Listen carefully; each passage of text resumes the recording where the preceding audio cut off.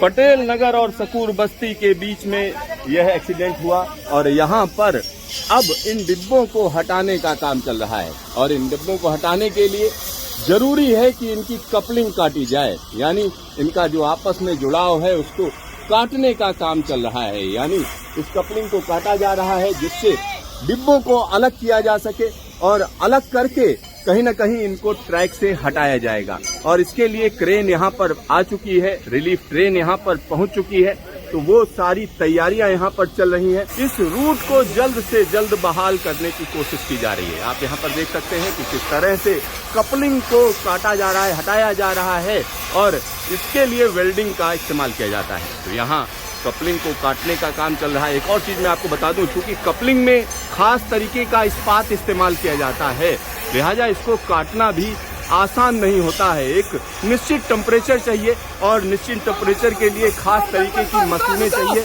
जिसके लिए यहाँ पर यह काम किया जाता है। तो यहाँ पर आप देख सकते हैं एक एक काम बड़ा सावधानी से करना पड़ता है। और यहाँ पर एक और चीज़ मैं आपको बता दूं कि जब यह एक्सीडेंट हुआ, अगर हम उसकी बात करें तो यहाँ पर जो लोग मौजूद थे उन्होंने इसका वीडियो भी बनाया। और यहाँ पर एक और चीज़ मैं आपको बताना चाहूँगा कि यह पूरा का पूरा ट्रैक कहीं ना कहीं इसमें ढलान है और इसमें कर्वेचर है। कर्वेचर की वजह से यह ट्रेन एक स्पीड में जा रही थी, लेकिन ऐसा कहा जा रहा है कि इसमें जो स्टील के रोल्स थे उनको कहीं ना कहीं डिसबैलेंस हुए। डिसबैलेंस होते ही ये दुर्घटना हुई। लेकिन यह ऐसा क्यों हुआ, किस वजह से हुआ? क्या जो रोल्स थे, जो स्टील रोल्स थे, वो बाद में गिरे या उनकी वजह से दुर्घटना हुई? क्या किसी पहिए में कोई फ्रैक्चर हुआ या कोई और घटना हुई? इन सारी चीजों को कहीं न कहीं बड़ी महीन तरीके से जांचा परखा जा रहा है। समझा जा रहा है कि आखिरकार राजधानी दिल्ली के अंदर इतना बड़ा हादसा क्यों हुआ।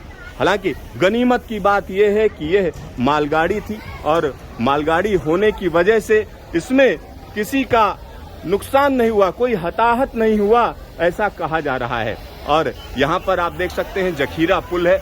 और इस जगह की अगर हम बात करें तो यह जगह अपने आप में इसलिए महत्वपूर्ण हो जाती है क्योंकि आसपास बड़ा अतिक्रमण है और जगह जगह पर झुग्गी झोपड़ियां हैं। यानी रेलवे की पूरी जमीन अगर हम देखें तो कहीं न कहीं उसके बीच से ट्रेन को निकाला जाता है, झुग्गियों के बीच से। और झुग्गियों के बीच में यह पूरा का पूरा जो एक्सीडेंट हुआ है वो हुआ है। यहाँ पर आप देख सकते हैं कि एक्सीडेंट रिलीफ ट्रेन यहाँ पर पहुंची हुई है और इस ट्रेन के जरिए तमाम साजो सामान या जो सामान रिक्वायर्ड है उसको यहाँ पर लाया गया है। और इसके लिए जो सबसे ज़्यादा जरूरी है, हम कह सकते हैं वेल्डिंग इंस्ट्रूमेंट, तो उनको यहाँ पर लाया गया है और अलग अलग कपलर्स को काटा जा रहा है जिससे डिब्बों को अलग किया जा सके। जब डिब्बे अलग हो जाएंगे उसके बाद इनको कहीं न कहीं क्रेन से हटाया जाएगा और उसके बाद ट्रैक को दुरुस्त किया जाएगा। ट्रैक को दुरुस्त करने के बाद उसको एक तरीके से हम कह सकते हैं सेफ्टी के लिहाज से जांचा परखा जाएगा।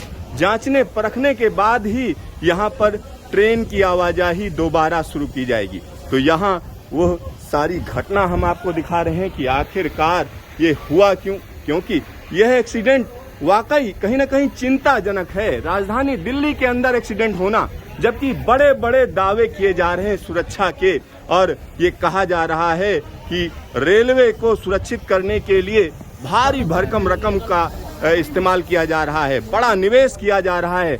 इन सबके बीच राजधानी दिल्ली के अंदर ऐसा एक्सीडेंट, और वो भी बीचों बीच, यानी ऐसी जगह पर जहां पर आसपास बड़ी आबादी रहती है। और यहाँ पर आप देख सकते हैं कि किस तरीके से जखीरा फ्लाईओवर के ऊपर तमाम लोग मौजूद हैं, वो इस ट्रेन को देख रहे हैं कि किस तरीके की ये दुर्घटना हुई है और कुछ लोगों ने इसको अपने वीडियो में भी रिकॉर्ड किया है। तो यहाँ यह एक्सीडेंट निश्चित तौर पर दिखाता है कुछ न कुछ तो खामी है, कोई ना कोई तो कमी है जिसकी वजह से यह बड़ी दुर्घटना हुई है।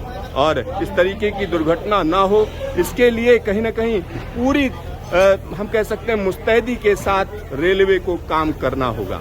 और यह काम इसलिए जरूरी है क्योंकि दिनों की अगर हम बात करें तो आने वाले दिनों में इस तरीके की दूसरी दुर्घटना ना हो, इसका खास ख्याल रखना होगा। Siddharth news station, Delhi.